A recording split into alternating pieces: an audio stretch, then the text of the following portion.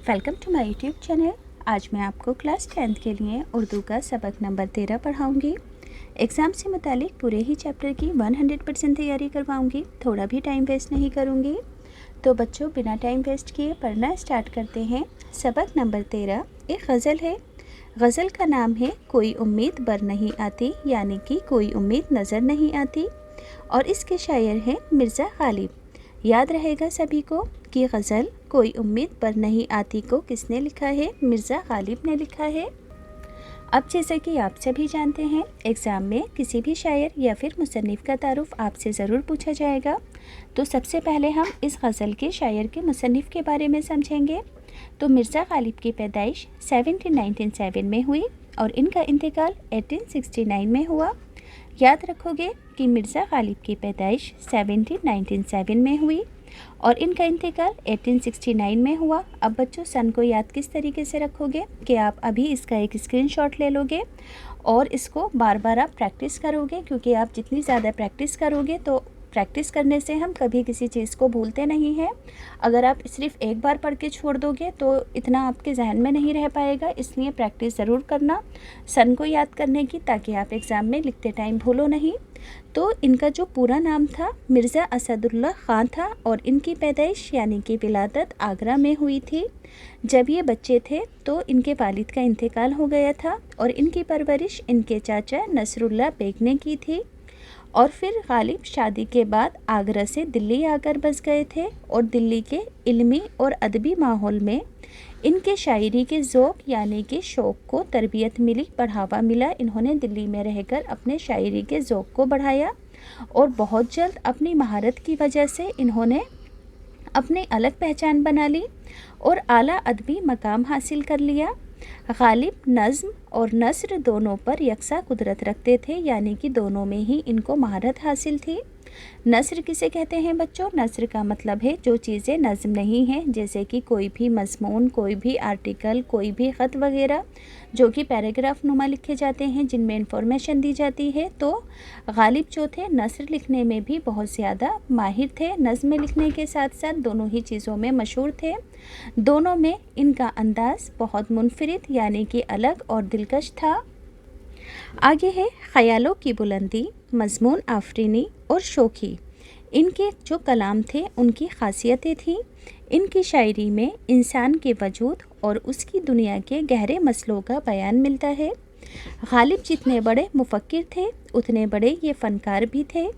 अपने कलाम की वुसअत यानी कि अपने कलाम के अंदर और ज़्यादा उसको अच्छा बनाने के साथ साथ गालिब अपनी सनाई और अपनी तबाही के लिए भी हमेशा याद रखे जाएंगे, यानी कि अपने एफ़र्ट्स के लिए। सबसे बड़ी बात यह है कि गालिब ने जो बुलंद मर्तबा शायरी में हासिल किया था वही बुलंद मर्तबा इन्होंने नस्र लिखने में भी हासिल किया था। दीवान गालिब क्या है? गालिब के नाम से बना हुआ एक ऑडिटोरियम है और इसके अंदर गालिब के ज़रिए लिखे गए अशार रखे गए हैं। इनके बारे में यहाँ पर बहुत सारी चीज़ें हैं। तो दीवान गालिब में बामुश्किल सिर्फ़ और सिर्फ 2000 अशार का कलेक्शन है, लेकिन गालिब हिंदुस्तान ही नहीं दुनिया के बड़े बड़े शायरों में शामिल किए जाते हैं। इनके खतूत के मजमूए उर्दू मौअल्ला और उर्दू हिंदी के नाम से शाया हो चुके हैं, यानी कि गालिब के ज़रिए लिखे गए जो ख़त हैं उनको एक जगह इकट्ठा करके कलेक्शन बनाया गया है, जो कि उर्दू मौअल्ला और उर्दू हिंदी के नाम से कलेक्शन शाया हुआ है। अब आप जैसा कि आप सभी जानते हैं कि एग्ज़ाम में किसी भी अशार की तशरीह करने के लिए आपसे ज़रूर कहा जाएगा। तो इस गज़ल का पहला शेर है कोई उम्मीद बर नहीं आती, कोई सूरत नज़र नहीं आती। सबसे पहले सया को सबाक लिखना होता है, तो लिखोगे कि ये शेर मिर्ज़ा गालिब की गज़ल से लिया गया है। तशरीह होगी कि इस शेर में, यहाँ पर मैंने अशार गलती से लिख दिया है क्योंकि यहाँ पर सिर्फ एक शेर है, तो आप लिखोगे इस शेर में शायर कहता है कि हमें अपनी कामयाबी की कोई सूरत नज़र नहीं आती, हमारी कोई भी उम्मीद पूरी नहीं हो रही है। पहले शेर का मतलब याद रहेगा कि शायर कहता है कि हमें अपनी कामयाबी की कोई सूरत नज़र नहीं आती, हमारी कोई भी उम्मीद पूरी नहीं हो रही है। अब बच्चों, अगला शेर है। तो अगला शेर पढ़कर सुनाने से पहले एक छोटी सी बात बताना चाहती हूँ। सभी बच्चों से रिक्वेस्ट है, एक बार ध्यान से ज़रूर सुनेंगे। जैसे कि जिन बच्चों को स्टेशनरी के और गिफ्ट आइटम्स के ख़ास प्रोडक्ट्स ख़रीदने का शौक़ है, जैसे कि automatic sharpener, manual sharpener, needable eraser, ख़ास तरह की यूनिक क्लिक पेंसिलें, डबल टिप वाले पेन, अलग अलग तरह के यूनिक गिफ्ट आइटम्स। तो बच्चों, इन सभी चीज़ों की जो क्वालिटी है वो बहुत ज़्यादा अच्छी है, जो कि आम दुकानों पर हरगिज़ नहीं मिलते हैं, और अगर बाई चांस मिल भी जाते हैं तो डिस्ट्रीब्यूटर इसके लिए बहुत ज़्यादा कमीशन लेते हैं, और आपको इन सभी चीज़ों को ख़रीदने के लिए बाज़ार जाकर अपना वक्त भी ज़ाया करना पड़ता है। तो आप सभी बच्चे अगर मंगवाने के लिए इंटरेस्टेड हैं तो आप घर बैठे इन सभी चीज़ों को आसानी से मंगवा सकते हो बिना किसी कमीशन के। तो लिंक मैं डिस्क्रिप्शन में डालूँगी, आप वहाँ से जाकर ख़रीद लेना। और दूसरी चीज़ मैं छोटे बच्चों की सेफ्टी के लिए बताना चाहती हूँ, जैसे कि आप और आपके छोटे भाई बहन किसी भीड़ भाड़ वाले इलाके में जाते हो तो उसके लिए एक बेबी सेफ्टी बेल्ट आती है, जिसे छोटे बच्चों के हाथ पर बांध दिया जाता है ताकि वो भीड़ भाड़ में एक दूसरे से आगे पीछे ना हो।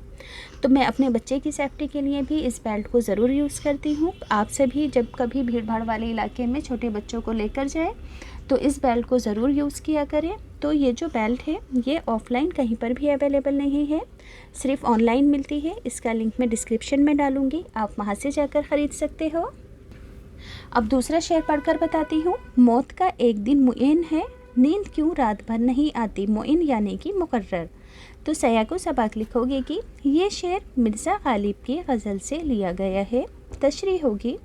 इस शेर में शायर कहता है कि लोग कहते हैं कि मौत एक दिन मुकर्रर दिन ही आएगी, मगर फिर भी हम क्यों फ़िक्र में रात भर नहीं सो पाते।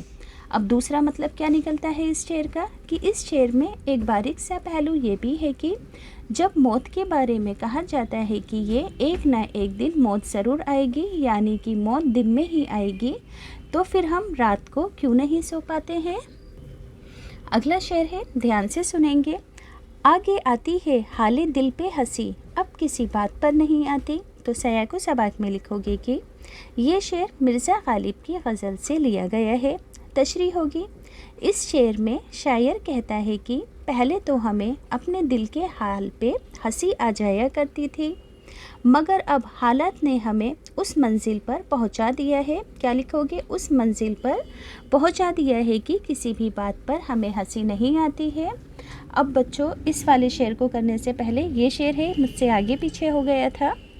है कुछ ऐसी ही बात जो चुप हूँ, वरना क्या बात कर नहीं आती। तो सया को सबाक में लिखोगे। ये शेर मिर्ज़ा गालिब की गज़ल से लिया गया है। तशरीह होगी कि इस शेर में शायर कहता है कि मैं तो किसी मसलहत यानी कि ख़ास वजह से खामोश हूँ, वरना ऐसा नहीं है कि मुझे बात करनी ना आती हो। अब आखिरी शेर है, काबे किस मुँह से जाओगे गालिब, शर्म तुमको मगर नहीं आती। तो पहले सया को सबक लिखना होता है। ये शेर मिर्ज़ा गालिब की गज़ल से लिया गया है। तशरीह होगी। इस शेर में शायर कहता है कि ए गालिब, तूने इस कदर गुनाह किए हैं जिनका कोई हिसाब नहीं, अब इतने गुनाह करने के बाद तुम क्या मुंह लेकर काबा जाओगे। इतने गुनाह करने के बाद तुम्हें काबा जाते हुए शर्म नहीं आ रही। अब बच्चों, इस चैप्टर के टेक्स्ट बुक के क्वेश्चन आंसर हैं। सवाल नंबर 1, कोई सूरत नज़र नहीं आती से क्या मुराद है। जवाब, इससे मुराद ये है कि कामयाबी हासिल करने की कोई रास्ता या कोई तदबीर नज़र नहीं आ रही है। अगला सवाल है, दूसरे शेर का मफ़हूम यानी कि मतलब बयान कीजिए। तो जवाब होगा, जब मौत का एक दिन मुकर्रर कर दिया गया है तो हमें मौत के डर से रात को नींद क्यों नहीं आ पाती। अगला सवाल है, काबे जाने से शायर को शर्म क्यों आती है। जवाब होगा, शायर ने ज़िंदगी में इस कदर गुनाह किए हैं कि अब उसे हज के लिए जाते हुए शर्म आ रही है। अब बच्चों, इस चैप्टर के अमली काम हैं जो कि बहुत इम्पॉर्टेंट है, आप ज़रूर इसको ध्यान से सुनेंगे। इस गज़ल के काफ़िए अपनी कॉपी में लिखो। देखो बच्चों, काफ़िए का मतलब है कि जो वर्ड बोलने में बिल्कुल एक जैसे हों और जो उनका आखिरी हुरूफ हो वो भी एक जैसा हो, यानी कि राइमिंग वर्ड्स। तो इस गज़ल के जितने भी राइमिंग वर्ड्स हैं उसे काफ़िया कहा जाएगा, जैसे कि बर, नज़र, फिर, पर, कर, मगर। देखो, हर जो लफ्ज़ है वो रे पर ख़त्म हो रहा है, सभी राइमिंग वर्ड है।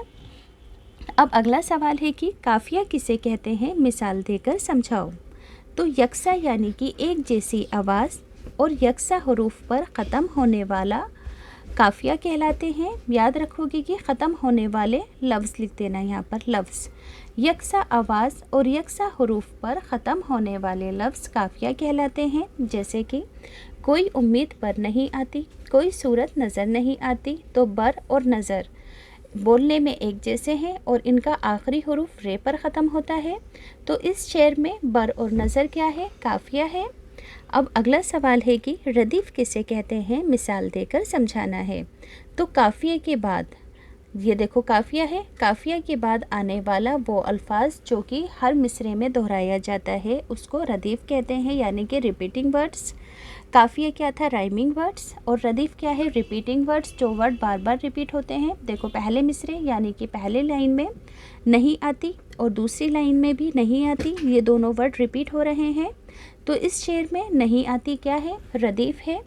अब मतला किसे कहते हैं? तो मतला बच्चों गज़ल का आखिरी शेर होता है जिसके अंदर शायर अपना शॉर्ट फॉर्म के अंदर नाम लिखता है।